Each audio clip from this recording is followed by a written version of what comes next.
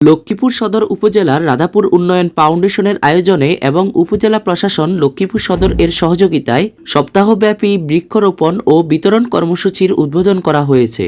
বৃহস্পতিবার 23 অক্টোবর রাধাপুর উন্নয়ন ফাউন্ডেশনের কার্যালয়ে অনুষ্ঠিত উদ্বোধনী অনুষ্ঠানে সভাপতিত্ব করেন সংগঠনের সহসভাপতি জনাব সিরাজু মনির সোহাগ এবং সঞ্চালনা করেন বাইতুল হিকমা আদর্শ পাঠাগার এর সাধারণ সম্পাদক জনাব মিশকাতুল ইসলাম। এ সময় প্রধান অতিথি হিসেবে কর্মসূচির উদ্বোধন করেন লক্ষ্মীপুর সদর উপজেলা নির্বাহী কর্মকর্তা জনাব জামশেদ আলম রানা।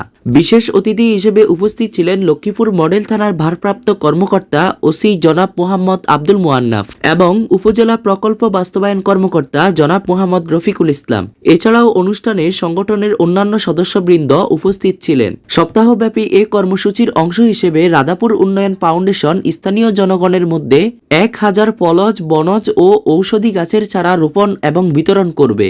উদ্বোধনী অনুষ্ঠানে ইউনো জনাব জামশেদ আলম রানা বলেন, পরিবেশ রক্ষায় গাছের বিকল্প নেই। প্রত্যেক মানুষ যদি অন্তত একটি করে গাছ রোপণ করে এবং তা পরিচর্যা করে তাহলে আমাদের পরিবেশ আরো সুন্দর ও বাসযোগ্য হয়ে উঠবে। এ সময় অনুষ্ঠান শেষে উপজেলা নির্বাহী অফিসার জামশেদ আলম রানার পক্ষ হতে বাইতুল হিকমা আদর্শ পাঠাগারকে বই উপহার প্রদান করা হয়।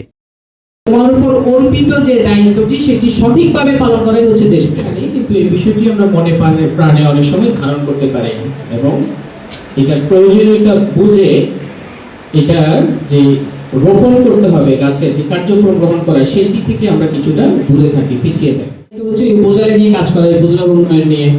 25 কাজ হচ্ছে এই উপজেলার আইন শৃঙ্খলা গঠিত সমস্যাগুলো সমাধান করা।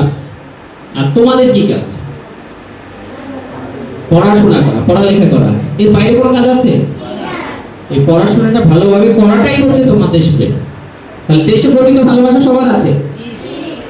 শুধু ভালোবাসা থাকলে হবে না, দেশের প্রতি ভালোবাসা দেখাতে হবে। দেখানোর জন্য নিজের উপর অর্পিত দায়িত্বটি সঠিকভাবে পালন করতে হবে।